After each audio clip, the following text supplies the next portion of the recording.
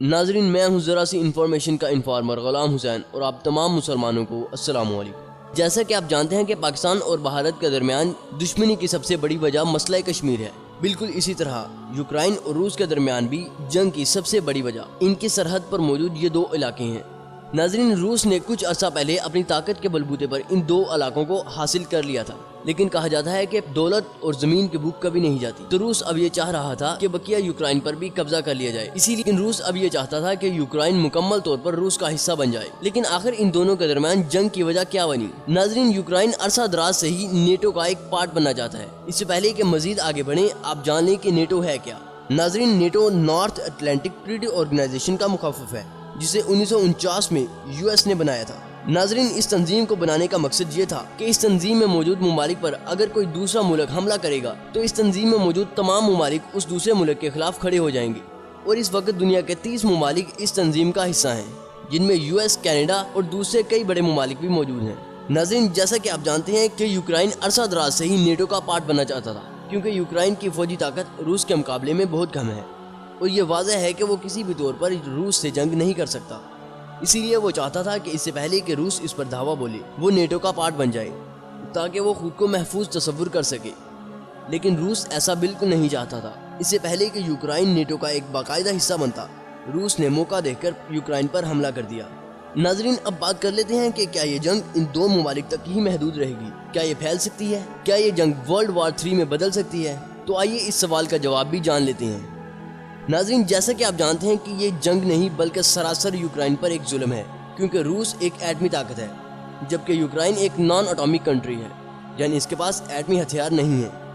تو صاف ظاہر ہے کہ دنیا ہاتھ پر ہاتھ دھرے بیٹھے یہ ظلم نہیں دیکھ سکتی، اور اگر اس کو روکا جائے تو اس میں یو ایس کا سب سے بڑا ہاتھ ہوگا، یعنی یو ایس کو اس معاملے میں سب سے پہلے کودنا پڑے گا۔ لیکن ناظرین، یو ایس اور روس کی ہمیشہ سے ہی آپس میں انبن رہی ہے، اسی لیے روس یہ بالکل نہیں چاہے گا کہ یو ایس اس معاملے میں پڑے، اور اگر یو ایس اس معاملے میں کود پڑا تو پھر لازمی طور پر روس کو بھی کسی کی حمایت حاصل کرنی پڑے گی،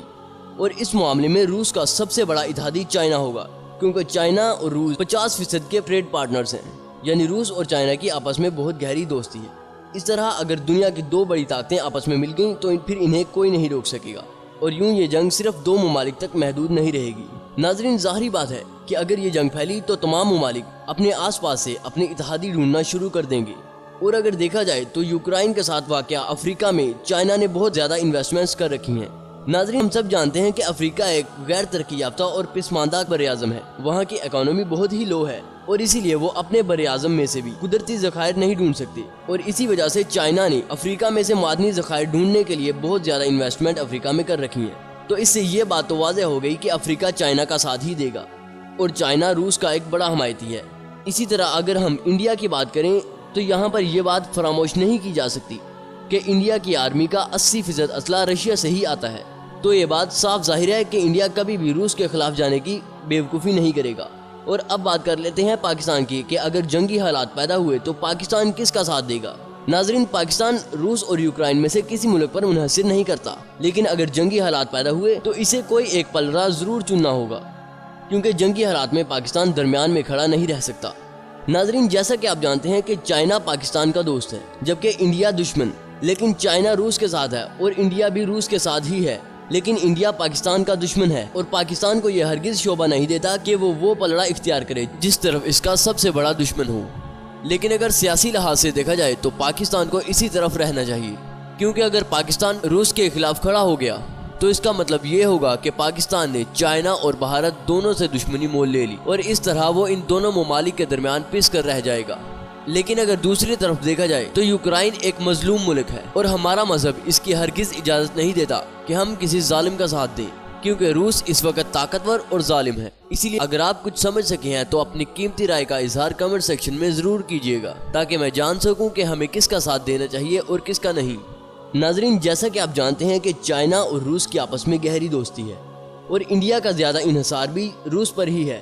اور افریقہ میں چائنیز انویسٹمنٹ ہونے کی وجہ سے افریقہ کو بھی چائنا کا ساتھ ہی دینا پڑے گا، یعنی دوسرے لفظوں میں اگر کہیں تو افریقہ بھی روس کے ساتھ ہی ہوگا۔ لیکن اگر یہ تمام ممالک مل کر یوکرائن کے خلاف کھڑے ہو گئے تو نیٹو ان تمام ممالک کے خلاف کھڑے ہوگا، کیونکہ یو ایس نیٹو کا بانی ہے اور یوکرائن کا سب سے بڑا حمایتی بھی، اسی لیے وہ ایسا ہرگز نہیں چاہے گا کہ اگر اس کے حمایتی کے خلاف اتنے ممالک کھڑے ہو گئے ہیں ناظرین، حالانکہ یوکرائن ابھی تک نیٹو کا پارٹ نہیں ہے، لیکن پھر بھی یو ایس ایسا بالکل نہیں چاہے گا کہ کوئی ایسا ملک جو نیٹو کا پارٹ بننا چاہتا ہے اور اس کے خلاف سارے ممالک مل کر کھڑے ہو جائیں۔ اسی لیے نیٹو میں موجود 30 ممالک ان سب ممالک کے خلاف کھڑے ہو جائیں گے، جس سے ایک بڑی جنگ چھڑ سکتی ہے۔ اور ناظرین، یہ جنگ ایک چھوٹے سے پیمانے پر محدود نہیں رہے گی، اسی کا فائدہ اٹھا کر چائنا تائیوان پر بھی حملہ کر سکتا ہے، اور اس کے علاوہ کئی ممالک جن کی آپس میں مٹ بھیڑ ہے وہ بھی اسی بہتی گنگا میں ہاتھ دھونے کو تیار کھڑے ہوں گے اور آپس میں اپنے معاملات نمٹانے کے لیے کھڑے ہو جائیں گے۔ ناظرین، یہ جنگ صرف ہتھیاروں تک محدود نہیں رہے گی۔ جیسا کہ آپ جانتے ہیں کہ روس اور چائنا میں دنیا کے سب سے بڑے ہیکرز پائے جاتے ہیں، تو اس وجہ سے یہ ممالک اپنے مخالف آنے والے ملکوں پر سائبر اٹیکس بھی کر سکتے ہیں، جو کہ اب تک شروع بھی ہو چکے ہوں گے۔ ناظرین، اب بات کر لیتے ہیں کہ اگر ایٹمی جنگ ہوئی تو اس سے دنیا کا کیا نقصان ہوگا، کتنی جانیں جائیں گی۔ ناظرین، جیسا کہ آپ جانتے ہیں کہ یو ایس نے جب ایٹم بم بنایا تھا تو اس نے ہیروشیما اور ناگاساکی پر حملہ کیا تھا، جس کے نتیجے میں ہیروشیما میں 1,38,000 جبکہ ناگاساکی میں 1,49,000 لوگ مارے گئے تھے، اور یہ صرف اور صرف 2 ایٹم بمز کا نتیجہ تھا۔ ناظرین، اس حملے کے نتیجے میں ایک ایٹم بم سے 1.5 لاکھ کے قریب لوگ مارے گئے تھے۔ ناظرین، دنیا میں اس وقت 16,300 سے زائد نیوکلیر ویپنز موجود ہیں، اور اگر ایک نیوکلیر ویپن کے نتیجے میں 1.5 لاکھ سے زائد لوگ مرتے ہیں اور حساب لگایا جائے تو 16,300 نیوکلیر ویپنز کے نتیجے میں 2,42,87,00,000 سے زائد لوگ مر سکتے ہیں، اور آپ خود ہی دیکھ سکتے ہیں کہ لوگوں کی یہ تعداد کتنی بڑی ہے اور اس سے کیا ہو سکتا ہے، یعنی دنیا میں کچھ باقی نہیں رہے گا۔ اس کے علاوہ نیوکلیر بومز کا اثر یہیں تک نہیں رہے گا، بلکہ ان کے بادل ہمارے اوپر پھیل جائیں گے، جس سے سورج کی روشنی اندر نہیں آ سکے گی، اور نیچے والی زمین کا ٹیمپریچر بہت بڑھ جائے گا، جو کہ ہمارے لیے انتہائی نقصان دہ ثابت ہوگا، یعنی اس دنیا میں زندگی تقریباً ختم ہو کر رہ جائے گی۔ اسی لیے بہترین حل یہی ہے کہ اس جنگ کو صلح صفائی سے روک لیا جائے، نہیں تو اس سے ہونے والے نقصان کا ازالہ کسی بھی صورت ممکن نہیں ہوگا۔ ناظرین، امید ہے یہ خطرناک سی انفارمیشن سے آپ بہت مستفید ہوئے ہوں گے۔ دعاؤں میں یاد رکھیے گا، اپنا اور اپنے پیاروں کا خیال رکھیے گا۔ انشاءاللہ ملیں گے اپنی نیکسٹ ویڈیو میں۔ نیکسٹ ویڈیو تک کے لیے اللہ حافظ۔